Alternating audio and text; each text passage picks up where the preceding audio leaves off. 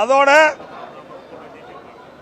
இந்த திராவிட முன்னேற்ற கழகம் ஆட்சிக்கு வந்த பிறகு கண்டமான பேருந்தை வைத்துத்தான் இயக்கிக் கொண்டிருக்கின்றார்கள்.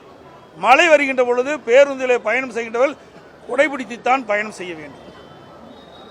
பேருந்துக்கு முழுமையான டயர் இல்லை, பேட்டரி இல்லை, மிக மோசமான நிலையிலே பேருந்துகள் இயக்கப்பட்டு வருகின்றது.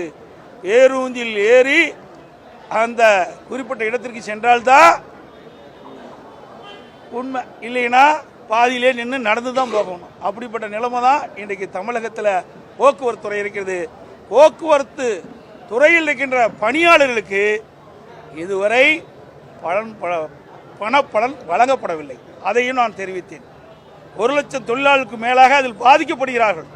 திராவிட முன்னேற்ற கழகம் ஆட்சிக்கு வந்தவுடன் போக்குவரத்து தொழிலாளர் அனைவருக்கும் பாக்கி நிலுவையில் உள்ள பணப்பலன் வழங்கப்படும் என்ற அறிவிப்பை 2021 சட்டமன்ற பொதுத்தேர்தல் அறிவித்தாங்க. அதோட பகுதி நேர ஆசிரியர்களுக்கு நிரந்தரம் செய்யப்படும் என்று அறிவித்தாங்க. இப்படி பல அறிவிப்புகள் எதுவுமே நிறைவேற்றலை. அதுக்கெல்லாம் பதிலும் இல்லை.